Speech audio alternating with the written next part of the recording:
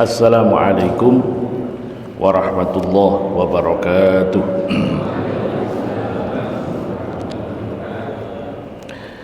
Bismillahirrahmanirrahim. Alhamdulillahi rabbil alamin. Nahmaduhu wa nasta'inuhu wa nastaghfiruh wa na'udzu bihi min shururi anfusina wa min sayyiati a'malina. Man yahdihillahu fala mudilla lahu wa man yudlil fala hadiya lahu. Asyhadu an la ilaha illallah wahdahu la syarika lahu wa asyhadu anna Muhammadan abduhu wa rasuluhu wa safiyyuhu la nabiyya ba'dah. Allahumma salli wa sallim wa barik ala abdika wa rasulika sayyidina Muhammad sallallahu alaihi wasallam wa ala alihi wa sahbihi ajma'in, amma ba'du. Hadirin Bapak Ibu jamaah yang dimuliakan oleh Allah Subhanahu wa taala. Pertama-tama marilah kita panjatkan puji syukur kita kepada Allah Subhanahu wa taala. Alhamdulillah, kita diberikan oleh Allah nikmat iman, nikmat Islam, nikmat dimudahkan untuk ibadah, diberikan umur panjang, dan semoga umur kita ini termasuk umur yang barakah, amin ya rabbal alamin. Dan semoga kita semua diberikan istiqomah dalam ibadah sampai akhir hidup kita, amin ya rabbal alamin. Salawat ma'assalam semoga selalu diberikan kepada junjungan kita baginda Nabi Muhammad sallallahu alaihi wasallam. Bapak Ibu rahimakumullah, junjungan kita baginda Nabi Muhammad sallallahu alaihi wasallam bersabda, "Inna lillahi tabaraka wa ta'ala malaikatan sayyaratan fudulan." Allah itu memiliki malaikat-malaikat yang tugasnya keliling. Yatatabba'una majalis dzikri, mencari-cari majlis-majlis zikir. Mencari hamba-hamba Allah yang berkumpul dalam rangka berzikir kepada Allah. Fa idza wajadu majlisan fihi dzikrun qa'adu ma'ahu. Kalau malaikat-malaikat ini sudah bertemu dengan majlis, di situ ada zikir. Ya. Majlis-majlis yang mengingatkan kepada Allah, ya. Mengingatkan kepada ajaran-ajaran Allah. Duduk mereka di situ. Wa haffa ba'duhum ba'dan bi ajnihatihim. Mereka mengelilingi orang-orang itu dengan sayap-sayapnya sampai penuh antara langit dan bumi. Fa idza tafarraqu araju wa sa'adu ila sama. Kalau sudah selesai majelisnya, mereka pun bubar, meninggalkan, terbang ke langit. Qala fa yas'aluhumullah. Nanti malaikat-malaikat itu akan ditanya oleh Allah Subhanahu wa taala. Min aina ji'tum? Kalian dari mana? Fayaquluna ji'na min 'indi 'ibadin laka fil ardh. Kami datang dari hamba-hambamu di bumi. Yusabbihunaka, mereka bertasbih. Wa yukabbirunaka, mereka bertakbir kepadamu ya Allah. Wa yuhallilunaka, dan mereka bertahlil la ilaha illallah kepadamu. Wa yahmadunaka, mereka memuji kepadamu. Wa yas'alunaka, dan minta kepadamu. Qala wa madza yas'alunani. Allah berfirman kepada malaikat, apa yang diminta oleh hamba-hambaku? Dan Allah Maha tahu. Yas'alunaka jannataka, mereka minta surgamu ya Allah. Wa hal ra'au jannati, apakah mereka sudah melihat surgaku? Malaikat mengatakan, la. Fa kaifa law kana ra'au jannati, bagaimana kalau seandainya mereka sudah melihat surgaku? Wa yastajirunaka, malaikat kemudian berkata lagi, ya Allah, mereka itu mohon perlindungan kepadamu. Ditanya lagi oleh Allah, dari apa mereka berlindung kepadaku? min narika, dari nerakamu.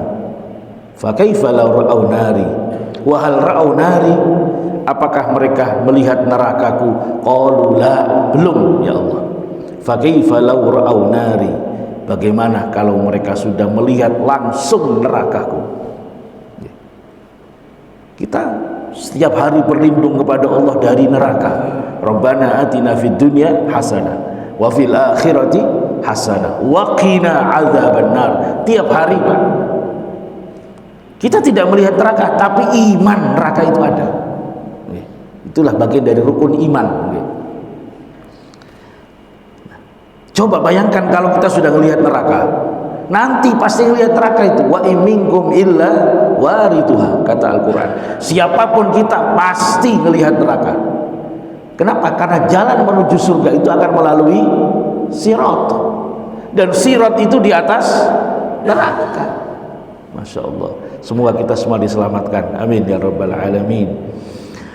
Qala fayaqulu qad ghafartu lahum fa'ataituhum ma sa'alu wa ajartuhum mimma istajaru. Allah berfirman, aku berikan apa yang mereka minta, aku ampuni dosa-dosa mereka, dan aku selamatkan dari apa yang mereka takutin. Semoga kita termasuk dari orang-orang yang disebut sebagai orang-orang yang berzikir di dalam majelis zikir. Lalu malaikat berkata lagi, Rabbi fihim fulanun abdun khata. Ya Allah, di tengah-tengah mereka itu ada orang yang banyak dosa, banyak salah.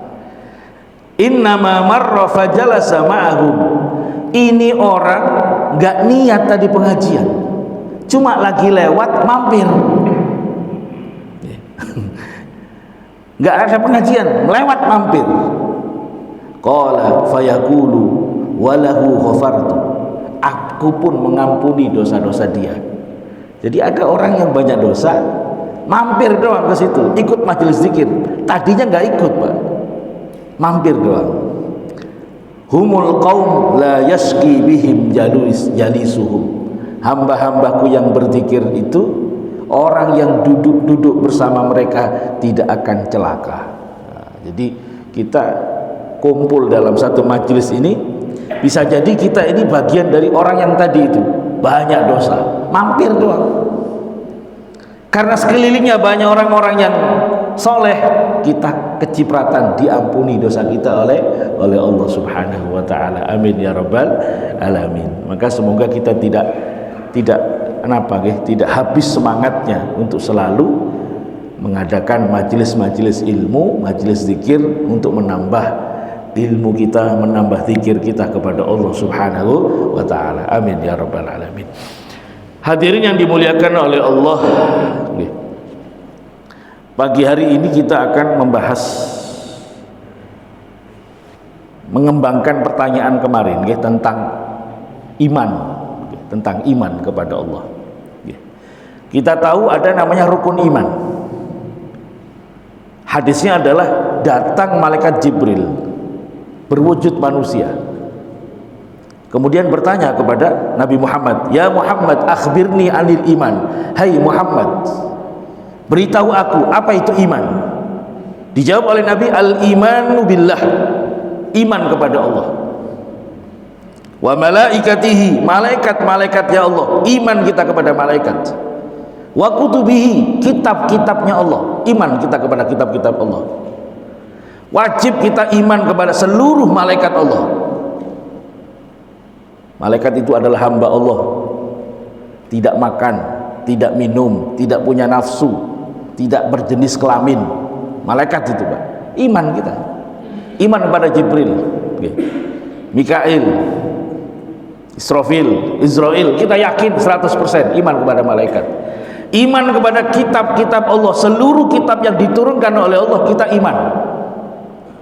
Allah pernah menurunkan kitab namanya Injil kepada Nabi Isa, iman kita. Tapi bukan Injil yang sekarang. Nah, ingat Pak ya, bukan Injil yang sekarang. Injil yang diturunkan kepada Nabi Isa.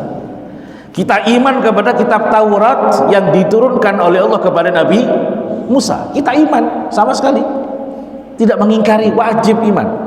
tapi bukan Taurat yang sekarang. Nah, awas, karena sekarang ada juga kitab namanya Injil, Taurat, bukan yang itu. Iman kepada yang diturunkan oleh Allah kepada Nabi Musa. Kita pun iman kepada yang diturunkan kepada Nabi Daud, Zabur, iman. Dan iman kepada suhuf-suhuf yang diturunkan oleh Allah, suhufi Ibrahim wa Musa dan lain sebagainya, iman semua kita. Dan kitab-kitab sebelum Al-Quran itu sudah hilang sekarang. Isinya mana? Isinya sudah ada di dalam Al-Quran. Maka orang yang tidak iman kepada Al-Quran, dia tidak iman kepada seluruh ajaran para rasul sejak Nabi Adam sampai Nabi Muhammad SAW. Kemudian kita iman kepada para rasul-rasul Allah, iman dengan Nabi Muhammad, Nabi Adam, dan nabi-nabi yang lain, iman semua. Nabi yang disebutkan namanya secara langsung wajib kita iman, namanya harus wajib iman. Kita harus yakin ada nabi namanya Nabi Adam, Nabi Idris, Nabi Nuh, ada Nabi Musa, Nabi Isa, Nabi Zakaria, Nabi Ilyas, wajib iman, nggak boleh nggak. Meskipun kita sholat sampai hitam jidatnya, kalau ditanya ada nggak Nabi Zakaria, nggak ada, nggak iman nanti. Wajib iman, Pak. Karena nabi-nabi yang disebutkan oleh Al-Quran harus kita imani. Ada nabi namanya Nabi Harun, Nabi Musa dan lain sebagainya. Kemudian al-imanu bil yaumil akhir, iman kepada hari kiamat. Nanti akan terjadi hari kiamat. Dan Nabi sudah menceritakan prosesnya. Nabi juga menceritakan bahkan tanda-tandanya sudah diceritakan. Kemudian yang keenam, al-imanu bil qadari, iman kepada takdir. Seluruh yang terjadi di alam semesta ini tidak lepas dari Allah. Nggak ada yang luput dari Allah, itu nggak ada, Pak. Jangan sampai kita ini punya keyakinan yang sering kita ucapkan, urusan mati, urusan jodoh di tangan Tuhan, yang lain ya sama di tangan Tuhan semua itu. Jodoh di tangan Tuhan, urusan rizki, urusan segala alam semesta ini tidak luput dari qada dan qadarnya Allah. Yakin itu. Nah, sekarang kita bahas iman dulu kepada Allah. Al-Imam Al-Bajuri dalam kitabnya mengatakan begini, yajibu ala kulli mukallafin, setiap orang yang mukallaf. Apa itu mukallaf, Pak? Orang yang sudah baligh dan berakal. Setiap manusia yang sudah tumbuh, akalnya berfungsi dan dia sudah baligh, wajib mengetahui ma yajibu lillah, apa yang wajib bagi Allah, wa ma yastahilu lahu, dan apa saja yang mustahil bagi Allah, wa ma yajuzu, dan apa yang boleh bagi Allah. Makanya kita dulu diajarkan ada sifat wajib, sifat mustahil, sifat jaiz. Itu harus kita ketahui. Ulama kita menyusun wujud, qidam, baqa. Itu dari Al-Quran itu. Yang pertama, Allah wajib wujud. Wajib. Allah wajib ada. Ada. Dan adanya Allah tidak sama dengan adanya manusia. Allah ada, manusia juga ada, tapi beda. Adanya manusia karena diciptakan oleh Allah. Adanya Allah nggak butuh siapapun. Manusia dulunya tidak ada menjadi ada. Allah nggak begitu. Makanya Allah punya sifat wujud. Kemudian yang kedua, Allah punya sifat qidam. Allah wajib dahulu. Apa itu dahulu, Pak? Allah itu nggak ada awal. Allah nggak ada tanggal lahir, mohon maaf. Jadi kalau ada Tuhan yang ada tanggal lahirnya, aneh itu. Sebelumnya di mana deh? Allah nggak ada awal. Allah itu qidam, wujud, qidam, kemudian baqa. Allah itu kekal selama-lamanya, Bapak Ibu. Wajib itu. Tuhan itu ada, Tuhan itu dahulu, Tuhan itu adalah baqa, kekal. Kemudian mukhalafatul lil hawadis. Itu dirangkum dari firman Allah semuanya itu, Pak. Wal awwalu, kata Al-Qur'an, wal akhiru, dialah yang maha awal, yang maha akhir, kekal. Terus Allah berfirman, laisa kamitslihi syai', tidak ada sesuatu apapun yang serupa dengan Allah. Dibahasakan oleh ulama kita mukhalafatul lil hawadis, tidak serupa dengan makhluk apapun. Seluruh yang ada di alam semesta ini tidak ada satupun yang serupa dengan Allah. Maka seluruh imajinasi kita salah. Otak kita kan mengimajinasikan apa yang kita lihat. Tuhan itu begini, bukan. Mukhalafatul lil hawadis. Ayat yang lain apa? Walam yakul lahu kufuwan ahad. Enggak ada yang satu makhluk apapun yang serupa, yang setara dengan Allah. Nah, hadirin yang dimuliakan oleh Allah. Makanya ulama kita menjelaskan, Allah itu enggak butuh tempat. Allah enggak butuh tempat. Yang butuh tempat itu manusia. Bapak pasti bingung, nggak butuh tempat. Karena kita sejak lahir sudah terbiasa, apapun yang kita lihat selalu butuh tempat. Allah nggak butuh itu semua. Kenapa? Mukhalafatul lil hawadis. Kalau manusia kita ditanya, Pak Haji Hudan di mana? Di rumah, di masjid, di kantor, lagi umroh, di tempat-tempat terus, Pak. Nggak mungkin lepas dari tempat. Kalau Allah nggak begitu, nggak seperti itu. Allah tidak butuh tempat. Kenapa? Allah mukhalafatul lil hawadis. Termasuk juga qiyamuhu binafsihi, wujud, qidam, baqa, mukhalafatul lil hawadis. Qiyamuhu binafsi. Allah itu nggak butuh apapun. Allah itu berdiri sendiri, nggak butuh kepada siapapun. Sebenarnya sudah bisa kita paham, Pak. Cuma kadang-kadang akhir zaman itu kan banyak medsos, kanan kiri ngomong, akhirnya jadi bingung juga kita. Akidah itu zaman Nabi, zaman para sahabat. Para sahabat itu hampir tidak ada yang banyak macam-macam, nanya macam-macam, nggak ada. Para sahabat itu langsung fokus mengamalkan yang diajarkan Nabi dan fokus berjuang, itu saja. Nggak ada dulu para sahabat itu nanya macam-macam, itu nggak ada. Dan akidah kita yang diajarkan, yang sering disebut dengan ajaran Imam Asy'ari, itu adalah ajaran yang diambil dari para sahabat Rasulullah Shallallahu Alaihi Wasallam. Nah, yang menjadi masalah yang sering diperdebatkan adalah ada ayat-ayat Quran ataupun hadis-hadis Nabi yang seolah-olah Allah itu ada kemiripan dengan manusia.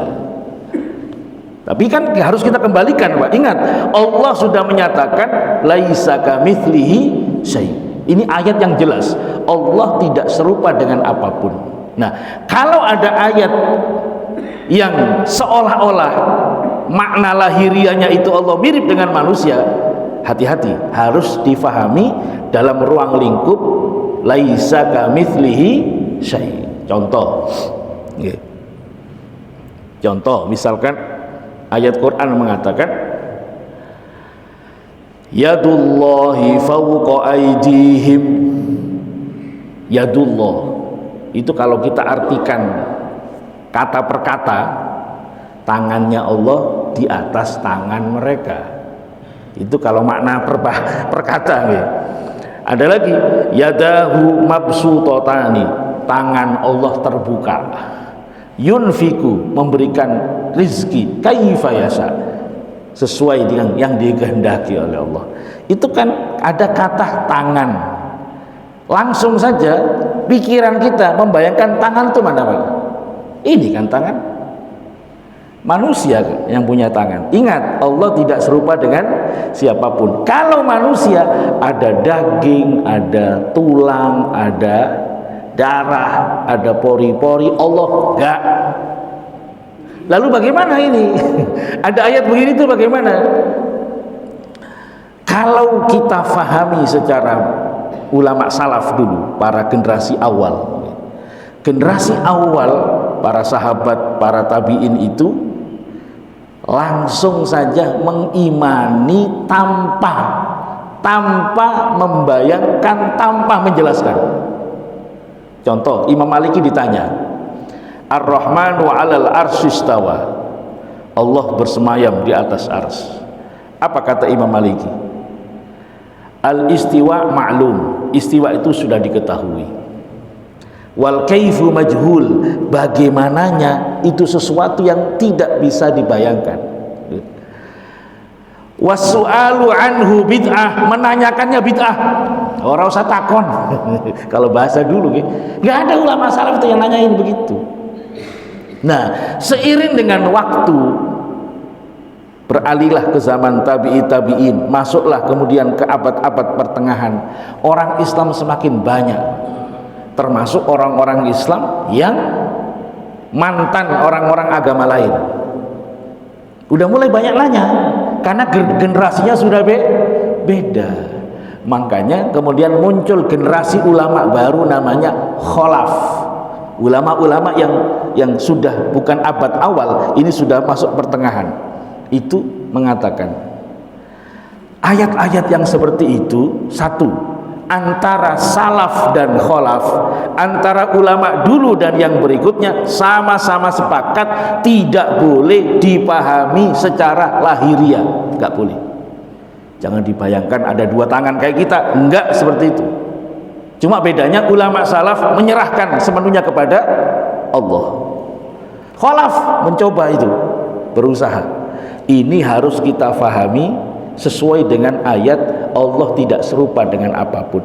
Dalam bahasa Arab itu ada namanya majaz. Bahasa Arab itu ada namanya majaz. Ayat-ayat seperti ini konteksnya adalah majaz. Maksudnya apa? Yadullah fauqa aydihim, kekuasaan Allah di atas kekuasaan siapapun. Sama dalam bahasa keseharian manusia kan Bapak Ibu ya. Masjid ini ada di tangan Pak Hudan. Bukan berarti Pak Haji Hudan megang masjid terus kemana-mana, enggak. Maksudnya apa? Baik buruknya beliau yang ngatur. Nah, itu namanya majaz. Dipahami seperti itu oleh ulama kita itu. Kenapa? Kalau tidak kita pahami seperti itu, maka kita akan terjebak, tidak bisa bergerak kemana-mana nih. Contoh, sering sekali di zaman kita itu ditanyakan, Aina Allah, di mana Allah? Di mana? Di mana Allah? Keyakinan kita Bapak Ibu, Allah itu wujud dan tidak butuh tempat. Yang tidak butuh tempat tidak bisa ditanyakan di mana? Oh, nggak butuh tempat kok ditanyakan di mana. Tapi pertanyaan ini kan muncul terus, di mana Allah? Di mana Allah? Kita buka Al-Qur'an. Allah mengatakan misalkan Ar-Rahmanu 'alal 'arsyis tawa. Allah kalau kita maknai lahiriah, tapi ini nggak boleh difahami lahiriah. Allah bersemayam di atas ars.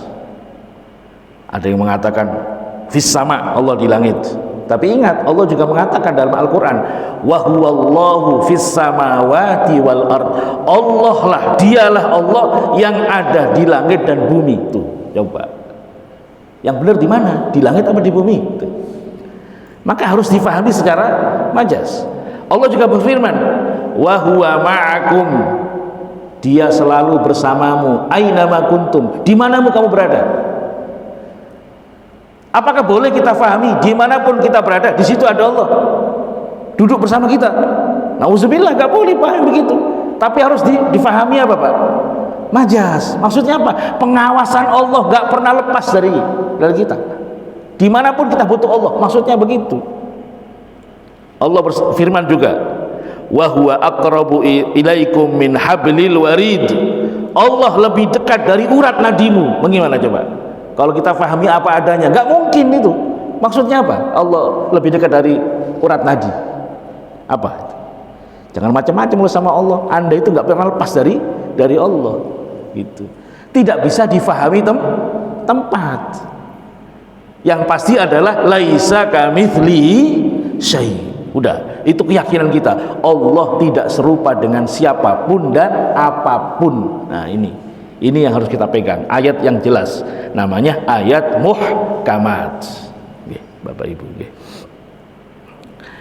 hadirin yang dimuliakan oleh Allah, apakah ada dalam bahasa Arab itu yang memang harus ditakwil? Ada. Contoh, Allah berfirman dalam hadis qudsi, hadisnya sahih, riwayat Imam Bukhari, Imam Muslim. Allah berfirman, ya abdi, wahai hambaku, maridtu falam ta'udni.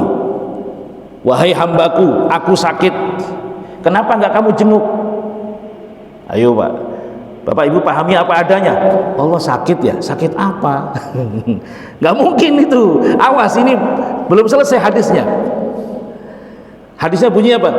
Ya Rabb, kaifa maridta wa anta rabbul alamin. Ya Allah, bagaimana engkau sakit, kau kan Tuhan segala alam. Marido abdi, hambaku si fulan sakit, falam ta'udhu, kamu tidak menjenguk kepada dia. Lau uttahu lawajadtahu ma'i, seandainya kau jenguk dia, kau akan dapatkan aku bersama dia. Nah, ini bahasa apa Pak? Bahasa majas itu, nggak bisa dipahami. Allah tiduran sama orang sakit, enggak. Kita diperintah oleh Allah untuk menjenguk orang sakit, karena itu perintah Allah. Tapi redaksinya, hadisnya kan begitu. Ya abdi ju'tu falam tut'imni, wahai hambaku, saya lapar, kenapa enggak kau kasih makan? Tuh, Allah lapar. Hati-hati, jangan difahami apa adanya, fahami yang benar. Wahai hambaku, saya lapar, kenapa kamu tidak memberi makan aku? Hadisnya bunyinya, ya Rabb, ya Allah, bagaimana kamu lapar? Kau adalah Tuhan segala alam. Mari itu, atau ja'a abdi, hambaku fulan lapar, kenapa enggak kamu kasih makan? Itu kan hadis qudsi, dan Allah mentakwil sendiri tuh, mengajari kita memahami hadis ataupun ayat-ayat yang seolah-olah menggunakan bahasa manusia. Contoh lagi, yanzilu rabbuna ila sama'id dunya, Tuhan kami turun ke langit dunia setiap sepertiga malam. Gak boleh itu difahami apa adanya, turun ke langit dunia jegrek gitu. Ayo, gak boleh Pak. Harus difahami bagaimana, laisa kamitslihi syai', harus difahami mukhalafatul lil hawadis. Itu kalau kita ikut salaf, gak usah diperdebatkan, yakini saja, rasakan saja dampaknya, beres. Tapi kan tidak semua orang bisa begitu. Makanya muncul ulama khalaf, maksudnya yang turun itu apa? Rahmatnya, ijabahnya, anugerahnya setiap sepertiga malam. Dan ulama semua sepakat tidak mungkin difahami secara harfiah, nggak mungkin. Kalau Anda fahami secara harfiah, deadlock nanti. Berarti kan sepertiga malam itu kan berubah-berubah Pak. Sepertiga malam di Papua dengan di kita di Banten beda. Lalu bagaimana itu? Pindah dari sono, lari ke sini, pasti begitu. Maka yang paling selamat adalah sudah yakinlah mukhalafatul lil hawadis. Kita ikuti lagi generasi pertama. Udahlah, jangan banyak berdebat hal-hal begini. Praktekkan saja ajaran Allah itu. Kayak para sahabat Nabi itu. Tapi kadang-kadang muncul lagi pertanyaan itu Pak. Muncul lagi orang yang mengucapkan itu sifat 20 sesat. Sesat bagaimana? Hati-hati, Imam Asy'ari itu sesat, la haula wala quwata illa billah. Ada bukunya namanya Al-Ibana fi Usulud Diyanah, enggak begitu. Awas. Kitab itu sejak dulu itu disinyalir oleh para ulama mengalami pemalsuan. Ada tangan-tangan kotor itu orang-orang yang mujassimah, bahasa dulu mujassimah, orang-orang yang menganggap Allah itu punya jasad kayak kita, itu yang memalsukan. Hati-hati. Kenapa? Seluruh muridnya nggak ada yang bicara begitu. Ini kita percaya kitab yang ini yang rawan dipalsukan, atau kita percaya dengan seluruh orang yang pernah belajar ke beliau? Ibaratnya begini, ada Pak Haji Hudan misalkan, anaknya bercerita, abah itu begini, istrinya bercerita, abah itu sifatnya begini. Ada catatan muncul, Pak Jidan tuh begini orangnya. Kata anaknya, lah kita sih ngerti. Apa ini? Enggak salah. Kita percaya sama buku itu atau percaya kepada keluarganya? Ya percaya kepada keluarganya yang tiap hari melihat beliau, Bapak Ibu. Jadi itu. Jadi ajaran wujud Qidam Baqo itu bukan asal-asalan itu melalui proses dari sejak zaman dahulu, dan itu diambil dari saripati yang difahami oleh para sahabat Rasulullah Shallallahu Alaihi Wasallam. Makanya ada namanya akidah Asy'ari. Tapi ingat, Asy'ari ini adalah Imam Abul Hasan Al-Asy'ari. Dia adalah tokoh yang menyelamatkan pemahaman ahlu sunnah wal jamaah. Karena dulu dalam perjalanan waktu pernah umat Islam itu dikuasai oleh Mu'tazilah. Mu'tazilah itu satu gerakan yang lebih mengedepankan logika daripada wahyu dari Allah Subhanahu wa taala, dan Imam Asy'ari inilah yang mengembalikan kembali kepada tempatnya.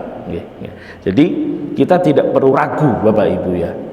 Jadi yang kita pegang sejak kecil, wujud Qidam Baqo mukhalafatul lil hawadisi qiyamuhu binafsihi wahdaniyat. Apa artinya wahdaniyat? Esa. Qul huwallahu ahad. Allah Maha Esa, udah selesai. Maka ketika Allah Maha Esa, mustahil baginya dua, tiga dan seterusnya. Allah wajib wahdaniyat, wajib esa, mustahil lebih dari satu. Maka jangan sekali-kali ngomong begini, Pak. Ini kita dijebak oleh orang-orang ateis. Coba hati-hati. Mohon maaf, agak mikir dikit pengajian jadi. Bisakah Allah menjadi dua? Ayo Pak, gimana jawabnya? Bisakah Allah jadi dua? Itu mustahil itu. Sesuatu yang mustahil gak bisa diwujudkan. Sama dengan begini Pak, kita balik. Bisakah seorang anak lebih tua dari bapaknya? Gimana Pak? Bisakah seorang anak lebih tua dari bapaknya? Ya mustahil itu. Sampai kapanpun namanya anak ya lebih muda dari bapaknya. Bapak yang salah ngomongnya. Kalau lebih tua dari bapaknya berarti bukan namanya anak, itu namanya bapaknya, yang muda ini anaknya. Jadi itu permainan olah kata yang mengganggu itu. Sesuatu yang mustahil gak mungkin diwujudkan Pak. Jadi mustahil itu ada dua. Mustahil secara akal, kayak tadi, bisakah Allah jadi dua? Mustahil, nggak mungkin. Ada sesuatu yang sebenarnya tidak mustahil, tapi kita anggapnya mustahil karena nggak biasa. Contoh, api kan panas, bisakah berubah jadi dingin? Ya bisa lah, kalau Allah menjadikan dingin. Itu nggak mustahil itu sebenarnya, cuma karena nggak pernah terjadi kita nganggapnya mustahil. Apa susahnya bagi Allah mengganti perintahnya yang biasanya panas, tinggal disuruh, hei api jadilah dingin. Dibuktikan oleh Allah ketika Nabi Ibrahim dibakar oleh Namrud. Allah berkata kepada api, ya naru kuni bardan, hei api jadilah dingin. Api itu panas karena Allah jadikan dia panas. Kalau dikasih tugas lain, hei api dingin. Itu bukan mustahil itu sebenarnya, jaiz, boleh, tapi jarang terjadi. Orang ditabrak kereta emang biasanya meninggal, tapi kalau Allah menghendaki lain ya bisa nggak mati dia, terpental doang. Tidak mustahil itu. Yang mustahil itu sama sekali nggak bisa diwujudkan. Kayak tadi itu, Allah itu wajib esa. Jangan sampai ada pertanyaan, bisakah jadi dua? Mustahil ini Pak, nggak bisa diwujudkan, mustahil. Sama dengan bisakah seorang bapak lebih muda dari anak? Itu yang salah yang nanya apa yang jawab? Yang salah yang nanya, itu dia menanyakan sesuatu yang mustahil. Nggak bisa Pak. Kalau namanya lebih tua ya bapaknya, yang lebih muda anaknya, karena anak itu lahir dari bapak. Hati-hati itu permainan olah kata orang-orang ateis itu. Maha Esa. Allah kemudian wahdaniyat, kudrat, kuasa, iradat, berkehendak. ilmun, hayat, ilmun. Allah maha mengetahui, sama, mendengar. Allah mendengar, maha mendengar. Tapi ingat, kita manusia mendengar, Allah pun mendengar, hanya sama dalam kata doang, hakikatnya beda. Manusia mendengar pakai apa, Pak?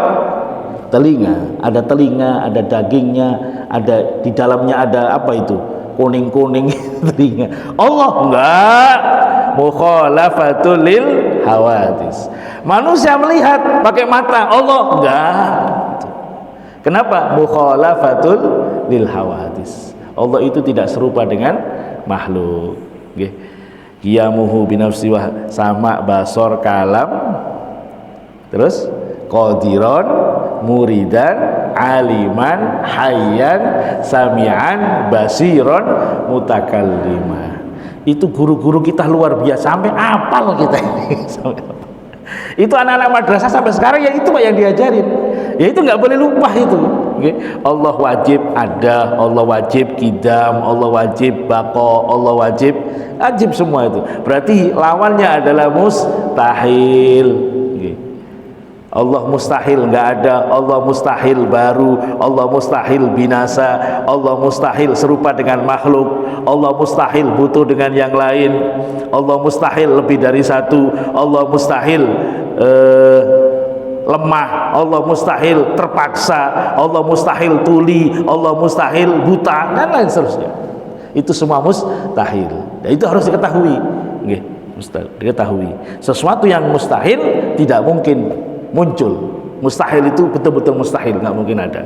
Nah, cuma dalam kehidupan sehari-hari sebenarnya tidak mustahil, cuma kita nganggapnya mustahil karena tidak pernah terjadi. Contoh misalkan kadang-kadang kita nggak percaya itu. Misalkan perjalanan dari Indonesia ke Mekah, kalau 200 tahun yang lalu ditanya, itu cuma butuh 10 jam. Mustahil. Sebenarnya bukan mustahil itu. Hanya belum terjadi. Bukan mustahil, Pak. Memang secara pengetahuan orang dulu itu kayaknya nggak mungkin. Sebenarnya mungkin. Kalau memiliki alat lagi. Kalau dulu pakai kapal 4 bulan. Ini punya pesawat kok cepet. Makanya mukjizatnya Nabi itu bukan mustahil, itu mungkin, cuma nggak pernah terjadi. Contoh di antara mukjizatnya Nabi Muhammad. Nah, Nabi Muhammad ini sangat sering diceritakan mukjizatnya. Awas, itu bagian dari kerjaan orientalis itu, Pak. Kalau Nabi Isa itu selalu dibesar-besarkan. Oh, bisa menghidupkan. Nabi Muhammad tidak ada mukjizatnya. Nabi Muhammad itu cerdas doang. Awas, kalau cerdas doang manusia biasa juga bisa. Ada mukjizatnya Nabi Muhammad. Di antaranya apa? Rembulan terbelah jadi 2. Rembulan, Pak, dibelah jadi 2 nama Nabi Muhammad. Gara-garanya apa? Awal-awal dakwah orang Mekah nantang, "Hei Muhammad, kalau kamu Rasul, belah itu rembulan jadi 2." Apa susahnya bagi Allah? Tinggal minta Nabi Muhammad, "Ya Allah, belahlah rembulan." Dibelah jadi 2. Tetap aja Abu Lahab, Abu Jahal nggak mau beriman. Ketika dibelah rembulannya, mereka mengatakan apa?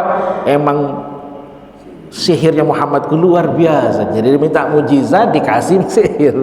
Makanya nggak pernah diturutin itu. Kenapa nggak diturutin Nabi Muhammad? Kan pernah ada yang nantang lagi. "Hei Muhammad, kalau kamu jadikan Jazirah Arab ini hijau royo-royo, kami beriman." Nggak diturutin sama Nabi. Khawatir kalau saya turutin kamu nggak beriman, dihabisin kamu sama Allah. Nabi nggak ingin begitu. Itu bedanya Nabi Muhammad dengan nabi-nabi yang dahulu. Sangat sayang kepada umatnya. Jangan sampai umatnya diazab oleh Allah. Beliau lebih mengalah, dicelah-celah nggak apa-apa, asal kamu tidak diazab oleh Allah. Begitu. Suatu saat keluar mujizatnya, Pak. Jadi pas pulang dari peperangan, nggak ada air sama sekali, nggak ada air sama sekali. Lalu Nabi Muhammad dimintain tolong para sahabatnya. Lalu tiba-tiba dari jari-jari Nabi keluar air deras kayak sumber mata air itu. Kalau Nabi Musa dulu mukjizatnya dimintain air, tongkatnya dipukulkan ke batu baru keluar air. Nabi Muhammad nggak butuh tongkat-tongkatan, keluar air semua, keluar air. Nah, pertanyaannya, apakah itu mustahil? Ya nggak mustahil sebenarnya, cuma nggak pernah terjadi. Kenapa? Allah itu biasanya mengeluarkan air dari tanah. Pertanyaannya, bisakah Allah mengeluarkan dari yang lain? Ya bisa lah, apa yang sulit? Tinggal dikeluarkan, kun fayakun, keluar dari tangan Muhammad, keluar air. Jadi mukjizat itu bukan sesuatu yang mustahil, sesuatu yang jarang terjadi. Karena jarang terjadi, kita manusia ngomongnya mustahil, padahal bukan mustahil. Yang mustahil itu adalah sesuatu yang tidak mungkin terwujud. Seperti yang kami contohkan tadi, bisakah seorang bapak lebih mudah dari anak? Ya mustahil, bapak kok mustahil. Namanya bapak itu duluan. Contoh begini Pak, kita ngecek data, pemilu. Namanya siapa? Tony Pak, lahir tahun berapa? Lahir 94 misalkan. Bapaknya siapa? Zahid, bapaknya lahir tahun berapa? 98. Mustahil ini. Mustahil, gak mungkin. Bapakmu 98 lahir, kamu 94. Wong edan apa? Kalau Allah kuasa, lah mustahil itu Pak, nggak ada hubungannya. Mustahil itu nggak mungkin diwujudkan, mustahil itu. Gimana ceritanya? Bapaknya lahir 98, dia lahir 94, itu gimana itu? Itu kalau kita nurutin dia, oh iya, kalau Allah berkehendak, apanya? Kehendak Allah itu bukan hubungannya dengan mustahil. Kehendak Allah itu hubungannya dengan jaiz, yang boleh, yang mungkin, meskipun jarang terjadi. Manusia dibangkitkan lagi ketika meninggal, apa yang mustahil? Enggak mustahil, bisa saja terjadi. Banten ini kan lagi rame Pak ya, ada megatrust itu bisa terancam tsunami sampai sekian meter. Ngeri amat itu. Tapi ingat Pak, memang ada analisa, tapi kan ada yang ngatur segalanya. Kalau Allah mengatakan kun fayakun, jangan terjadi, ya nggak terjadi. Tapi kan kita harus memahami namanya sunnatullah. Sunnatullah itu ada, ilmu pengetahuan itu ada, dan itu harus kita perhatikan. Makanya jangan menyalahi sunnatullah. Contoh begini, kita lapar, ya makan dong. Kalau Allah berkehendak saya kenyang, ya kenyang. Iya, itu nyalai sunnatullah. Sunnatullahnya di bumi itu kalau lapar ya makan. Sana makan. Saya pingin pinter, tapi nggak mau sekolah. Wong edan, ini nyalai sunnatullah. Belajar sana, nanti Allah kasih pinter.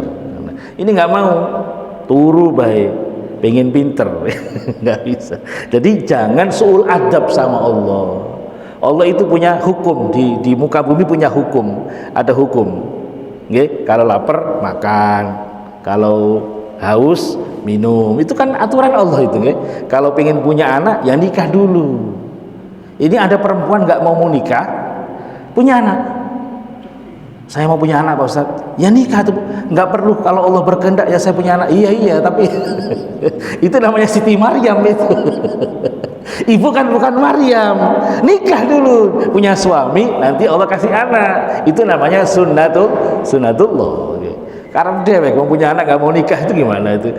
Ya Allah bisa Pak ngasih anak tanpa harus menikah kayak Siti Maryam, bisa. Tapi kan sunnatullahnya nggak begitu. Itu hanya terjadi sekali-kalinya di dunia, yaitu dalam mukjizatnya Nabi Isa, sama mukjizat Nabi Adam, lahir nggak pakai bapak, nggak pakai ibu. Allah kuasa. Yang lain Allah sudah tentukan sunnatullahnya. Kalau ingin punya anak, ya menikah dulu, ada suami, ada istri, nanti punya anak. Nikah mah nggak mau, tapi pengen punya anak. Sama kayak begini Pak, saya mau jadi dokter Pak Ustadz, ya kuliah kedokteran. Nggak perlu, kalau Allah berkehendak saya kuliah olahraga juga jadi dokter.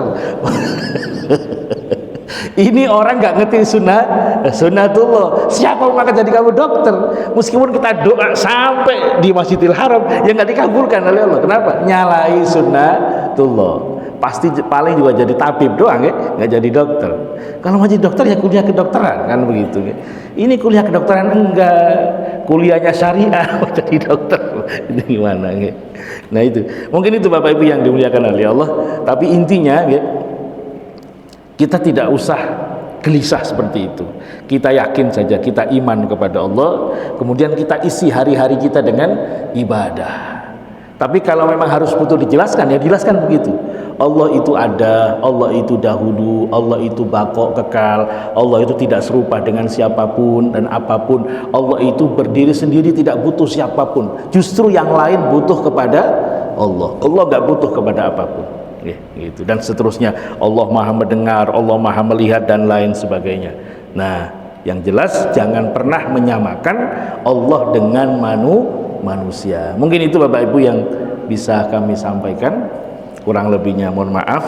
Barangkali ada yang ditanyakan, baik yang berkaitan dengan yang kita bahas atau tidak, kami persilakan. Ihdinas siratal mustaqim wal afu minkum. Wassalamualaikum warahmatullahi wabarakatuh.